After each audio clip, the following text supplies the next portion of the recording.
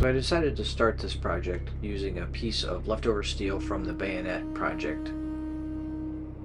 And here it goes into the fire.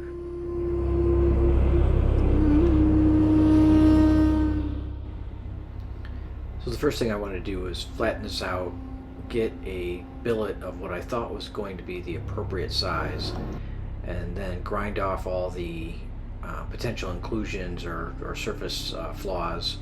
And so really this first step here is just creating a billet, like I said, of the appropriate size, although I'm going to regret what I did later. So rather than use the entire leftover piece, I decided to cut it in half, and so here I am just hot cutting off the part that I want to use for this paring knife.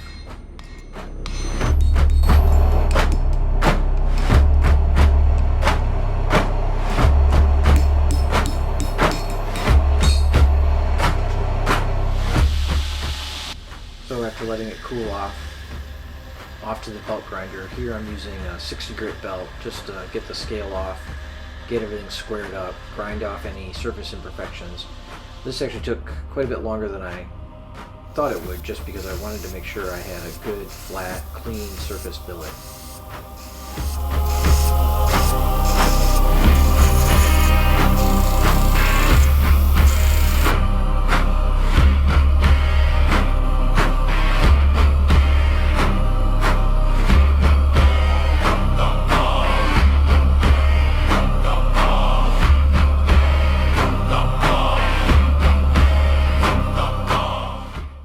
So here we are with everything cleaned up. You can see nice clean steel everywhere. A couple places I ground in a little further just to make sure there are no imperfections. And then just a paring knife I stole from my kitchen that I'm using as a model. So back to the forge and to the press to get this to close to the final shape and final thickness. Because it's so thin and the press takes so much heat out, this actually took I think 10 heats total to get it to the final shape. Of course, I was going kind of slow. I wanted to make sure I didn't fold this thing in half or wreck the work I had gotten done so far.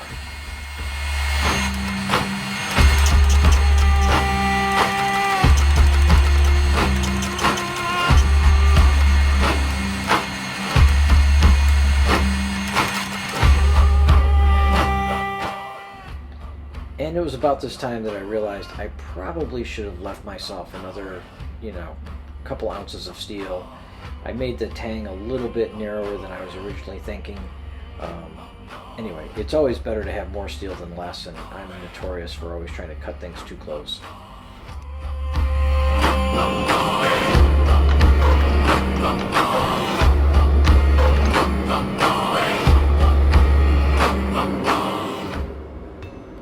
So on to a little hand forging. I always love this part. I don't probably do enough by hand, but I always really enjoy it.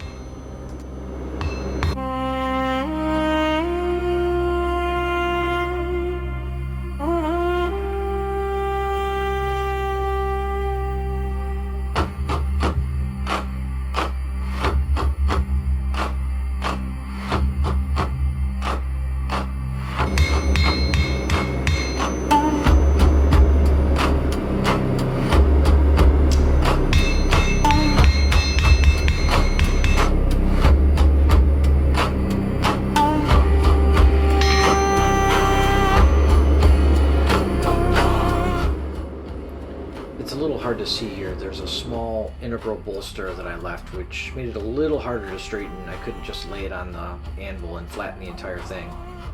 But it came out okay.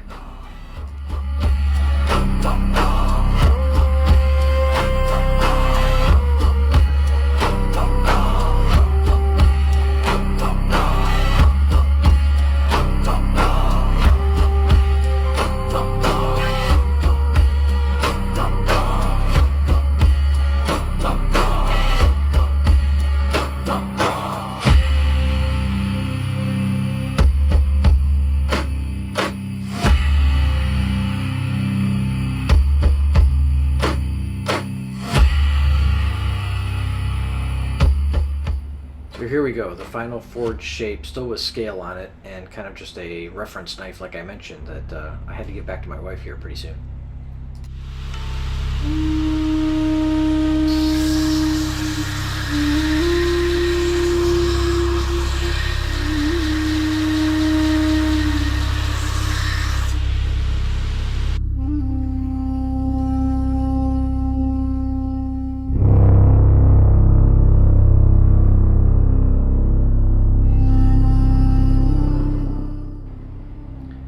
So a couple of things. One, it's generally not a great idea to wear gloves while using a belt grinder. I unfortunately have an allergy to nickel steel, so I wear that when I'm using a lot of rough grinding where I'm throwing a lot of sparks, just to help with the allergy reaction.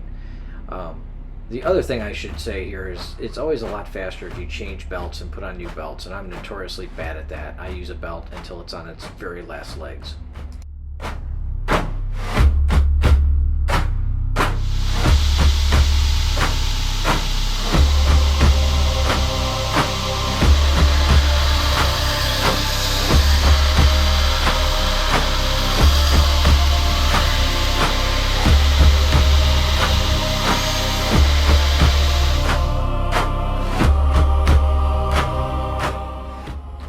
Here, now that we've got the bevels in it and it looks relatively good overall, you'll see I've taken off the gloves.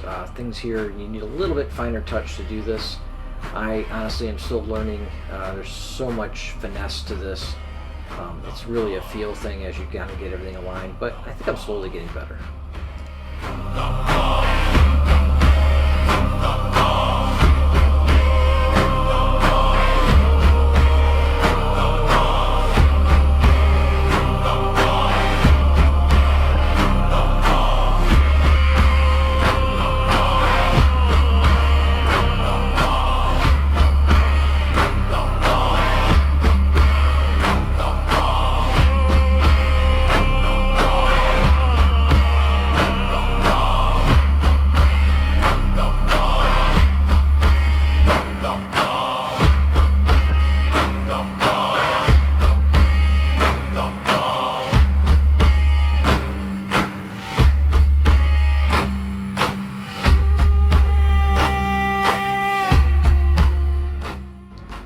This might be the last knife I etch with this particular process. I just watched a really awesome video from Terrell Knifeworks on what he does, and he just gets amazing contrast.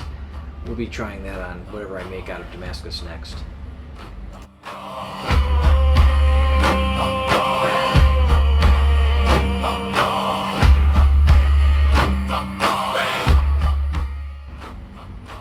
So I probably should have done this before I got started with the etching, but what I wanted to do here was just square up the shoulders a little bit, make sure I had a reasonably good fit with the handle material and the blade itself.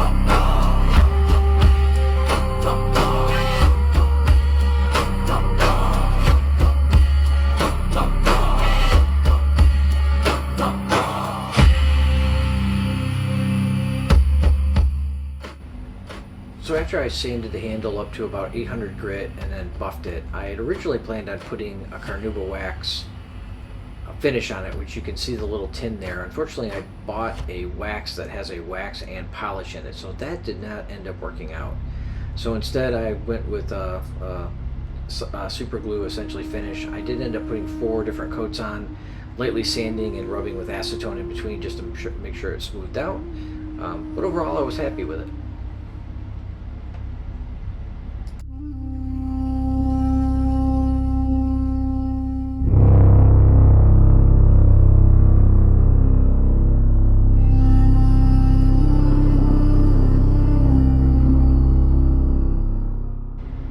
So on to sharpening. It's probably pretty hard to tell here, but I actually have the belt going the other direction, so the grinding surface is actually moving upward.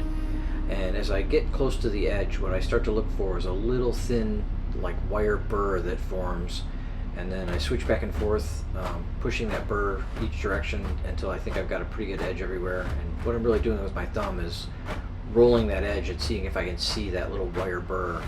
And once I get a pretty consistent burr, I'll switch to a higher grit.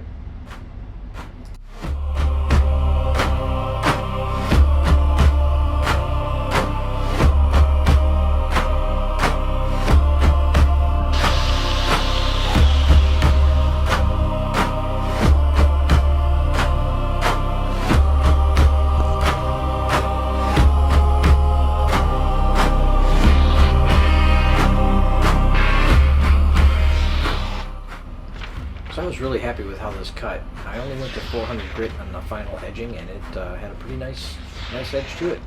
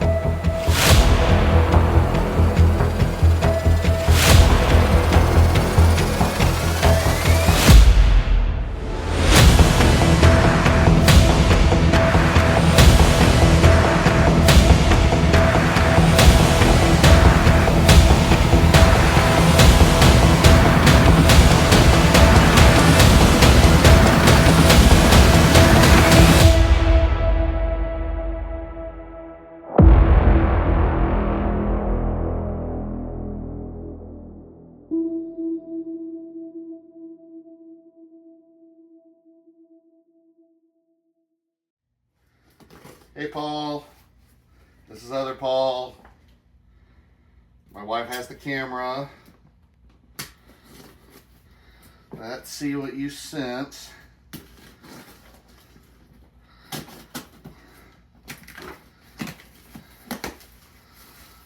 dear, it's something in protective material. Paul, I wanted to say thank you again for letting me crash at your place, for cooking for our group of friends, and for being a great friend to Blaine. Please enjoy this paring knife I forged.